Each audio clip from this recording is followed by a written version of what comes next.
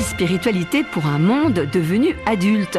C'est à partir du constat d'une humanité arrivée à un moment crucial de sa croissance qu'Henri Quinson pose cette question dans son essai « Et l'homme devint Dieu », publié aux éditions Le Passeur. Deux grandes parties dans cette dense réflexion qui s'appuie sur de nombreuses références historiques et scientifiques.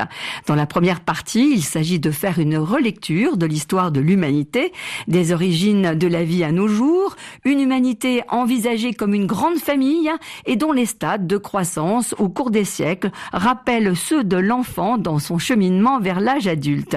Et puis une deuxième partie, cette humanité avec les fulgurants progrès techniques n'a jamais été aussi puissante, elle est devenue maître à bord de son destin mais ne pouvant plus aborder la question du mystère de l'existence avec les outils traditionnels des religions, eh bien elle est déboussolée. Et nous rejoignons à Marseille Henri Quinson. Bonjour. Bonjour Geneviève. Pour mieux comprendre votre démarche, Henri, un retour sur votre passé, j'allais dire, pour que nos auditeurs comprennent votre parcours, un parcours que vous aviez raconté dans un livre précédent. Vous avez été trader à New York et puis vous êtes parti un jour à l'abbaye cistercienne de Tamier dans les Alpes. Et puis ensuite, vous avez quitté cette abbaye pour rejoindre les quartiers nord de Marseille, vivre dans une communauté, faire du soutien scolaire. Après, je me suis arrêtée là. Je ne sais pas ce que vous étiez devenu, manifestement, des livres, des conférences. Écoutez, je suis toujours à Marseille, toujours dans le 13e arrondissement. Effectivement, je suis resté sur cette cité qui s'appelle la cité Saint-Paul à Marseille jusqu'à sa réhabilitation. Après, j'ai travaillé pour le film Des hommes et des dieux sur les moines de Tibérine, puisque j'ai connu 4 des 7 moines qui ont été assassinés en Algérie en 1996.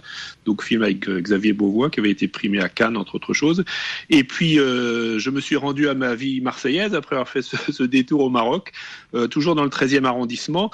Je continue d'enseigner, notamment dans l'enseignement catholique et également en faculté. Et puis effectivement, je donne des conférences et là, j'ai écrit un livre à la demande effectivement des éditions Le Passeur, qui étaient intéressés d'avoir une petite synthèse sur la situation actuelle.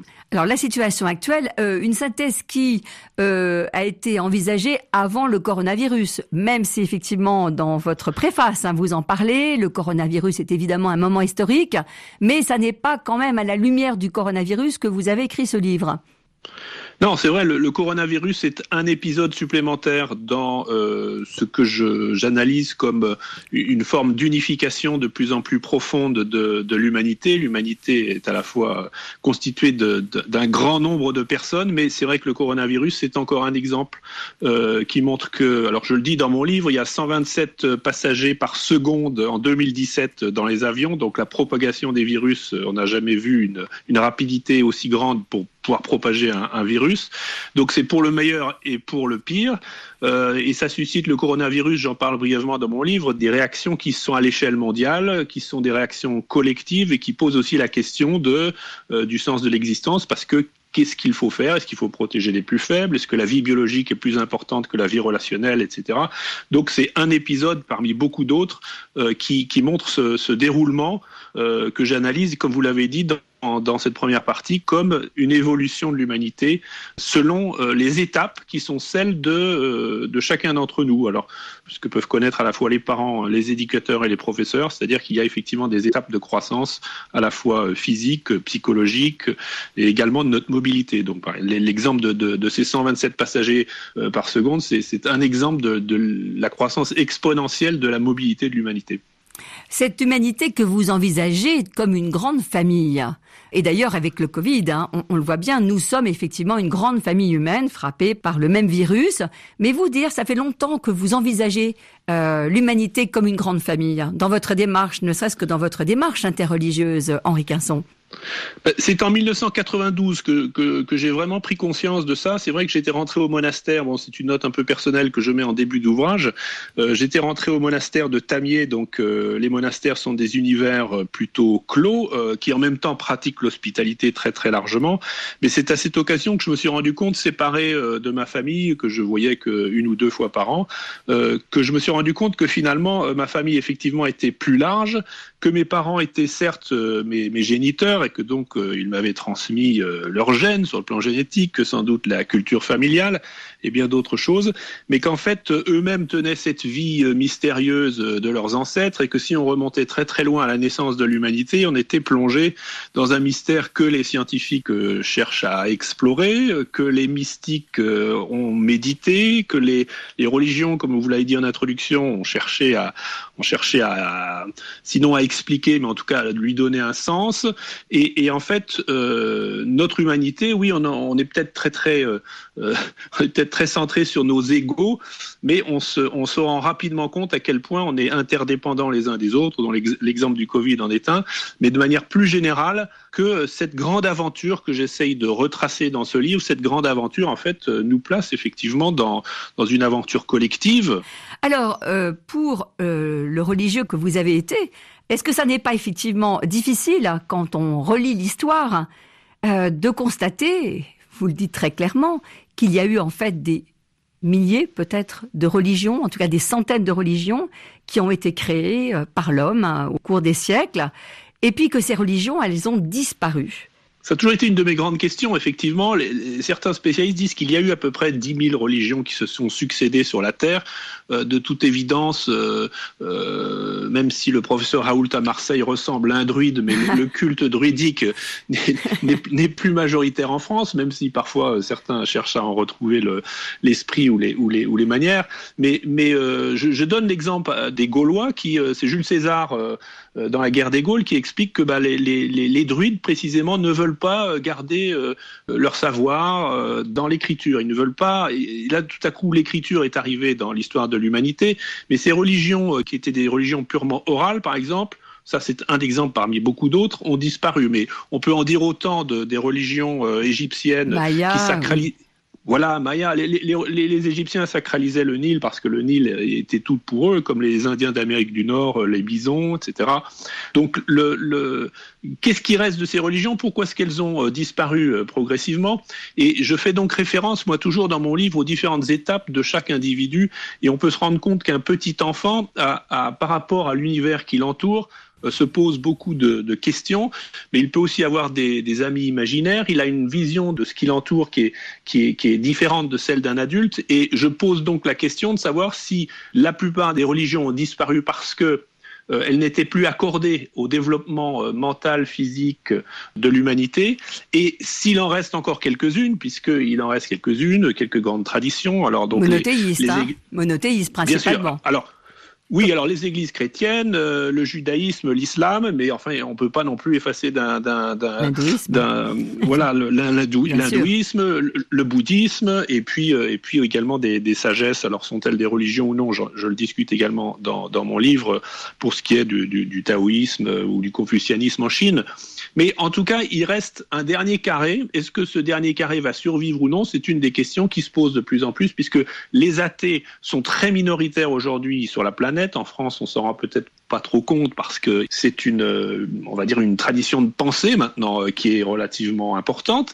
Mais en revanche, la question d'une spiritualité sans Dieu qui a été évoquée par exemple par André Comte-Sponville est une bonne question. Et la question finalement, c'est est-ce que l'évolution de l'humanité va aboutir à la disparition totale des religions ? Ou est-ce que les religions ou la spiritualité, deux mots différents que j'essaye de définir dans mon livre, est-ce qu'elles peuvent survivre à cette entrée dans ce que moi je considère comme l'âge adulte qui se caractérise par différents éléments, notre rapport au temps, notre rapport à l'espace, la constitution d'un cerveau planétaire qui est largement fondé sur l'infrastructure d'Internet, mais d'autres choses également. Donc cette mise en commun de nos savoirs et de nos connaissances, est-ce que ça signe la disparition des religions ou non ? Voilà.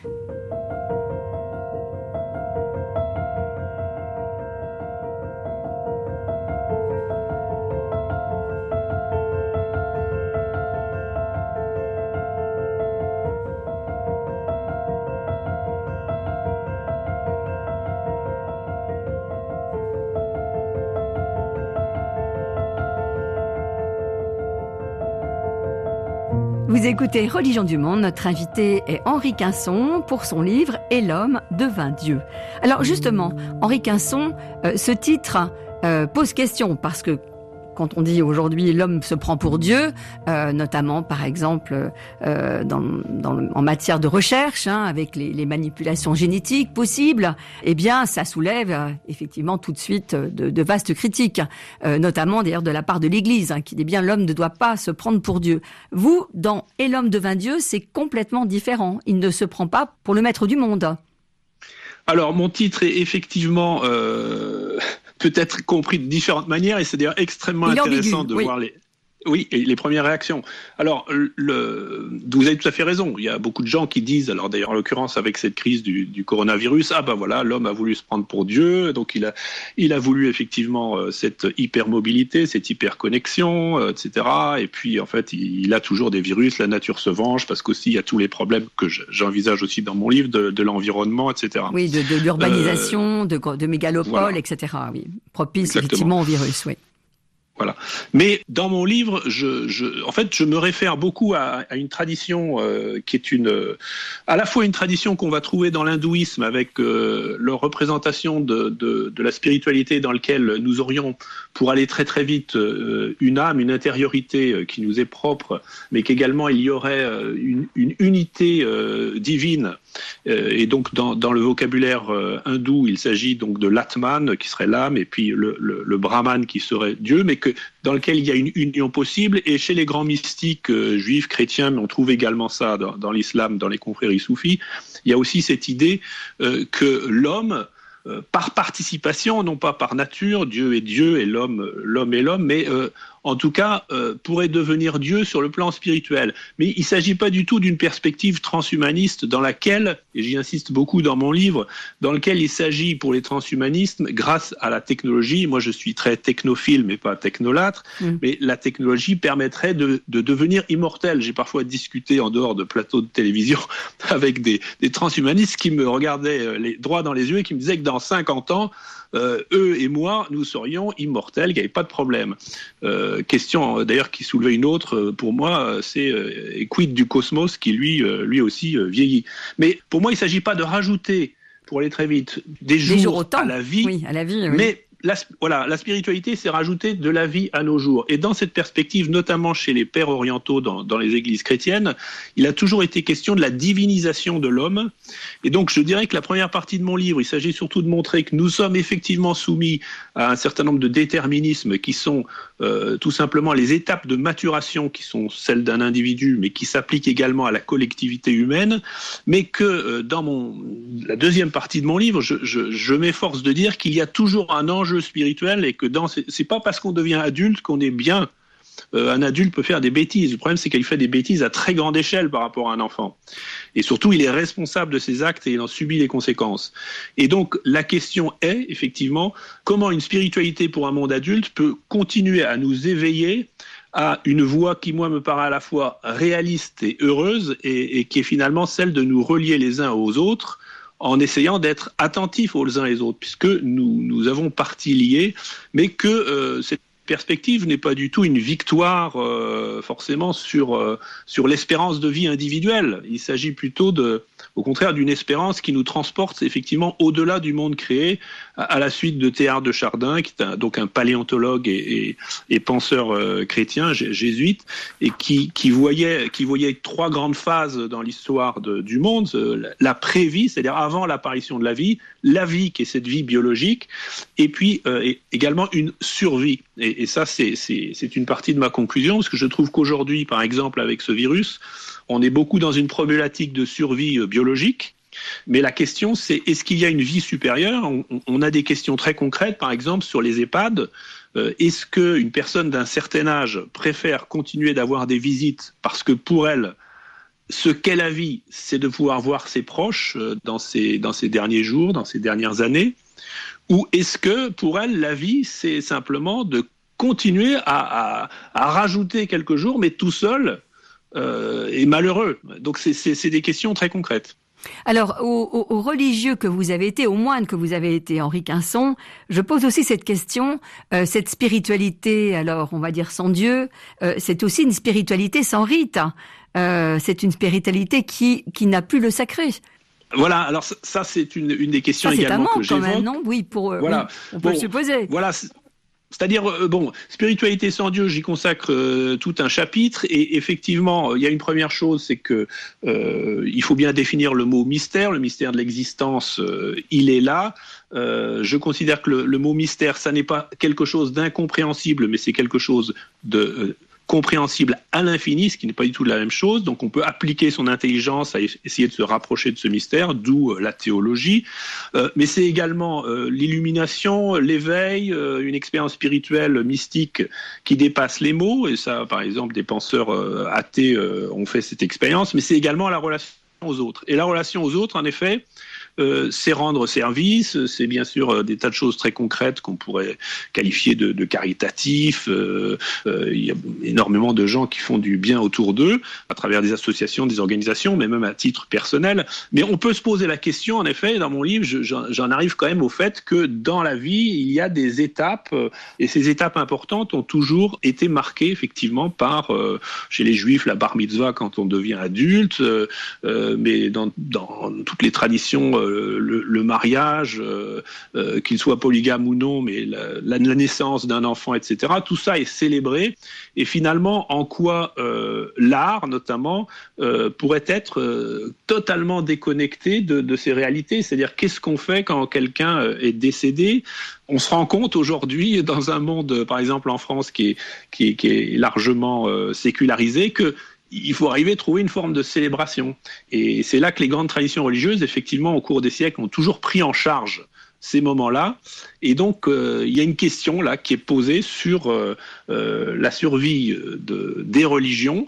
Et je pense que la religion, entendue comme mysticisme et comme fraternité et célébration de ces grands moments de la vie, je prends le risque de penser que on n'est pas encore débarrassé de ces formes qui pourraient pour certains paraître archaïques, parce qu'en réalité, elles sont un accompagnement décisif pour beaucoup de gens pour s'humaniser à l'occasion de ces grandes étapes.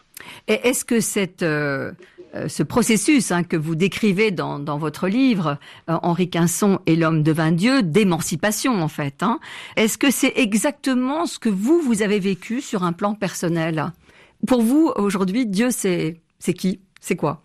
Toute la question est là, et dans mon livre, effectivement, je pose cette question de manière globale, mais c'est évidemment le fruit aussi d'une expérience personnelle. Vous avez tout à fait raison de me poser cette question.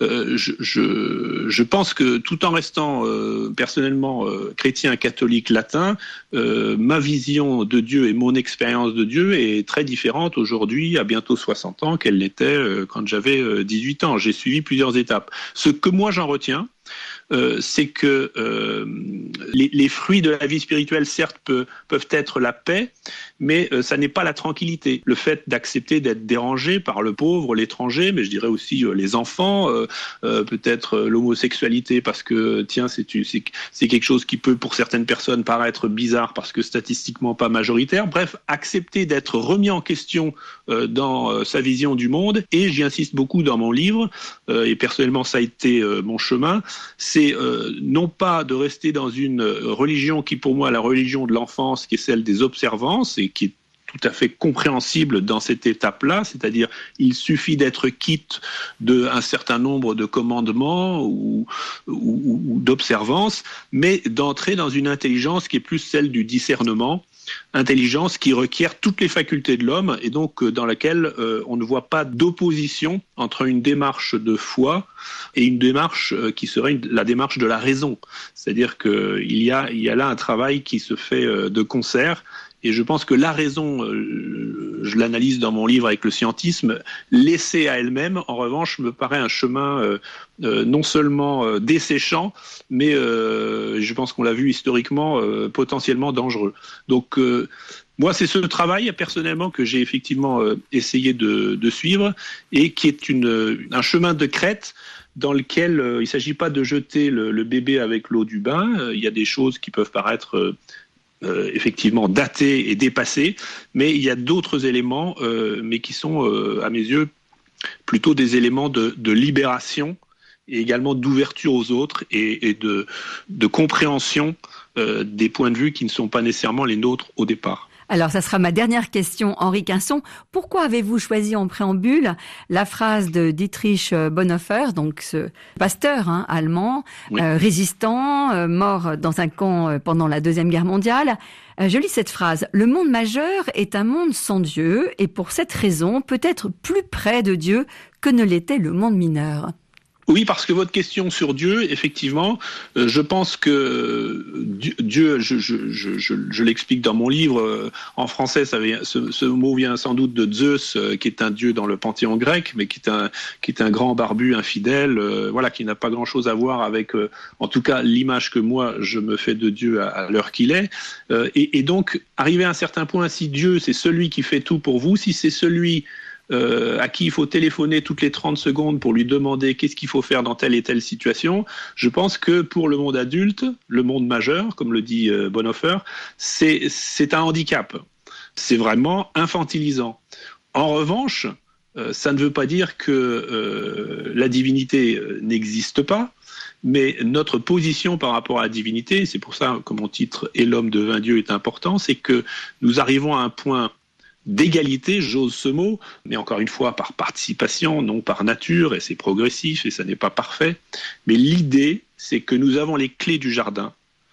Dieu nous a donné les clés du jardin, et nous sommes plus proches, en effet, de Dieu si nous acceptons l'idée que finalement l'avenir de la planète dépend largement de nos décisions. Et je crois que c'est l'expérience existentielle de ce moment dans lequel, pour des raisons environnementales, nous nous posons la question de la survie de l'espèce. Alors pour moi, c'est plus profond que la survie de l'espèce, c'est carrément le sens de l'histoire humaine. Et en effet, Dieu peut paraître impuissant, mais en revanche, nous sommes appelés à comprendre que pour que nous soyons pleinement humains, il s'agit nous-mêmes d'accepter cette responsabilité très surprenante finalement, je pense, pour beaucoup d'esprits religieux, que les décisions, les visions du monde, les styles de vie que nous pouvons refuser ou adopter sont précisément l'enjeu de la spiritualité d'aujourd'hui. Je vous remercie, Henri Quinson. Je rappelle le titre de votre livre « Et l'homme devint Dieu, spiritualité pour un monde adulte » et c'est publié aux éditions Le Passeur. Merci. Merci à vous.